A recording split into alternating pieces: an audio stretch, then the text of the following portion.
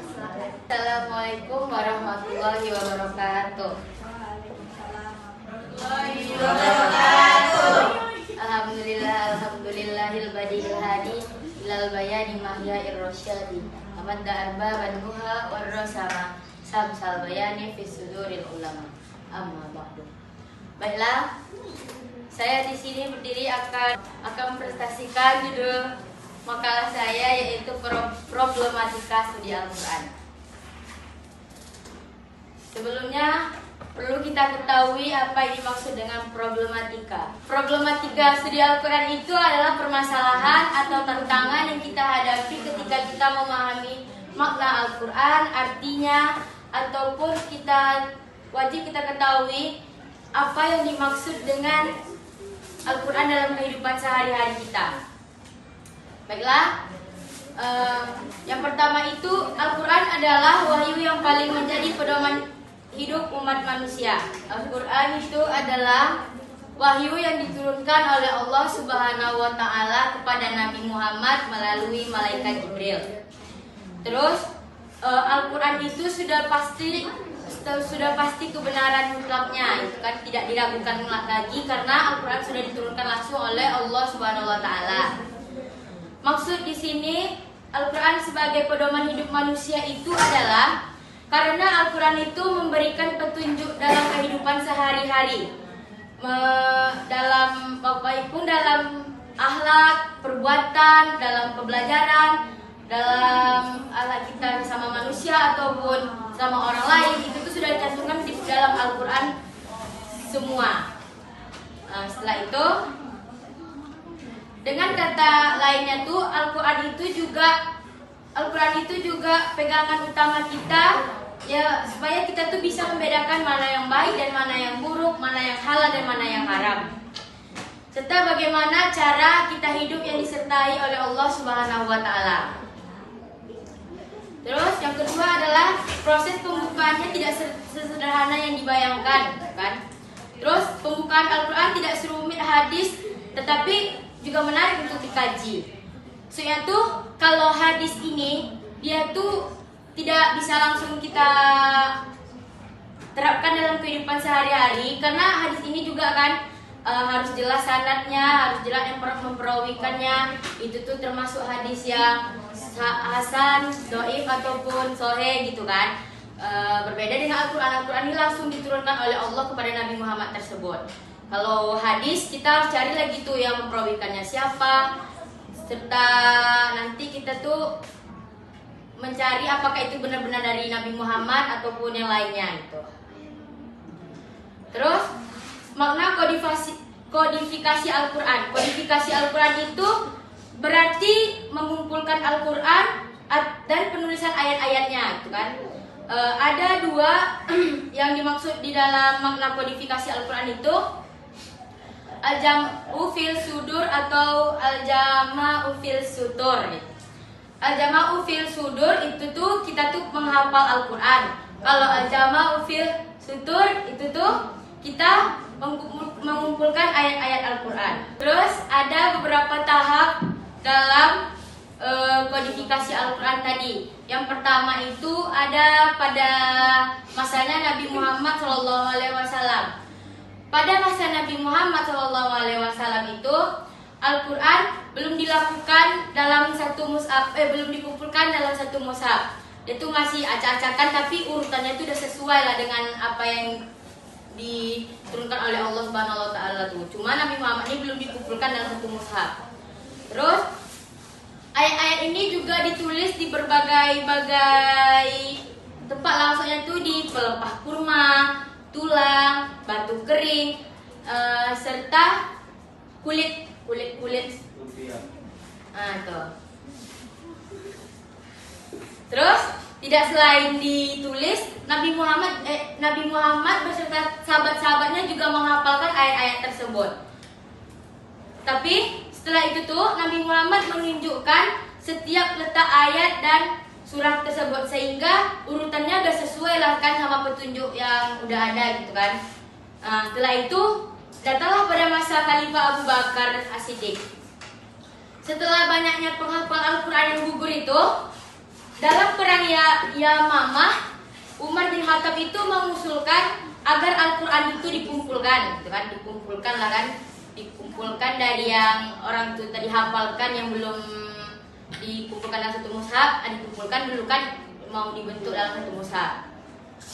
Terus tugas pengumpulan ini diberikan kepada Zaid bin Sabit, gitu kan? Setelah itu hasilnya adalah mushaf pertama, yaitu kemudian disampaikan oleh Abu Bakar, lalu disampaikan oleh Umar, dan akhirnya oleh Hafsah binti Umar. Terus yang ketiga pada masa Khalifah Utsman bin Affan. Karena munculnya perdebatan di beberapa wilayah, Utsman memerintahkan penulisan yaitu Mushaf Utsmani kalau nggak salah dalam versi buku, tapi di situ tuh udah ada ayat-ayat Al-Quran gitu. Terus mushaf ini nih disalinlah ke dalam satu yang dari buku-buku tadi nih, dibentuklah dalam satu Al-Quran. Setelah ada jadi nih yang Al-Quran kita pakai nih, udah jadi nih yang ditulis di dalam Al-Quran, terus dikirimlah di berbagai daerah yang di dalamnya terdapat ya umat Islam agar tidak ada pendapat-pendapat lain dan berbeda-beda pendapat gitu kan.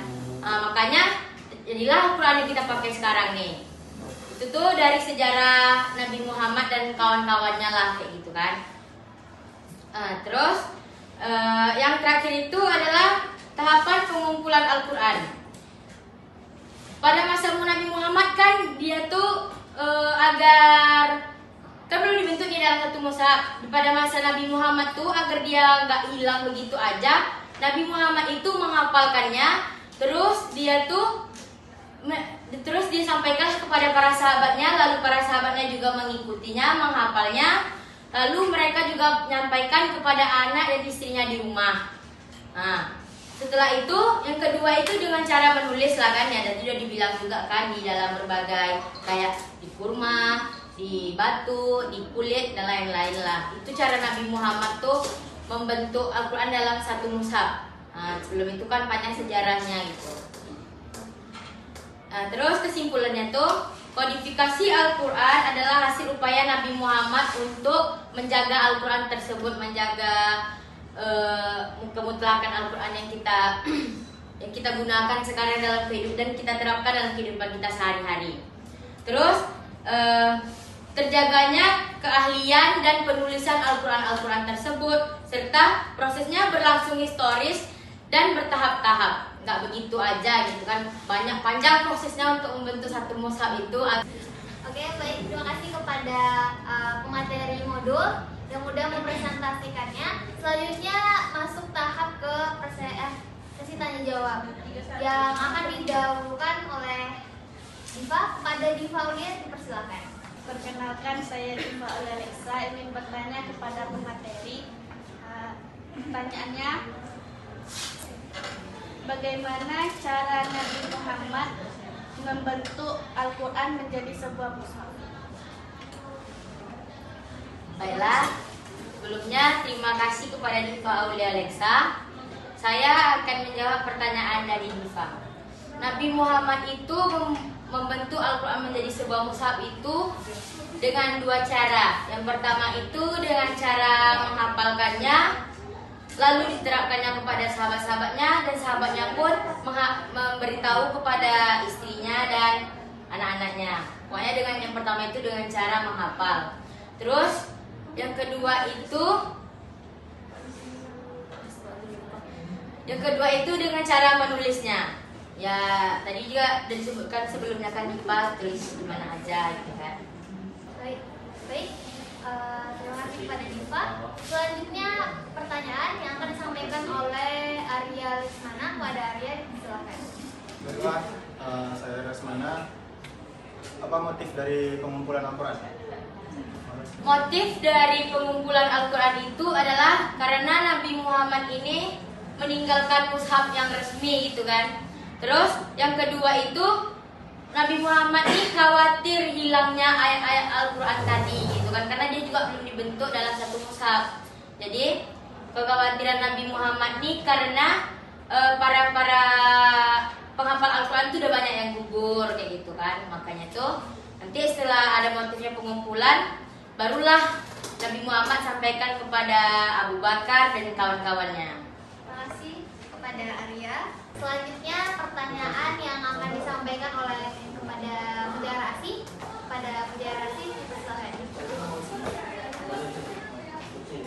Saya Mutiara Asih akan bertanya kepada Ria Anggi. Sebutkan tahapan pengumpulan Al-Quran. Jelaskan secara singkat aja. Sekian, terima kasih. Baik, silakan kepada dia untuk menjawab.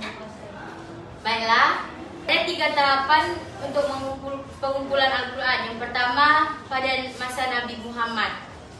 Nah, pada masa Nabi Muhammad ini, pokoknya tuh Al-Quran itu tuh belum lagi menjadi bentuk dalam Al-Quran, dalam sebuah Al-Quran gitu kan. Masih di dalam berbagai tulisan, kayak masih ada di pelepah, di mana-mana lah kayak gitu kan. Terus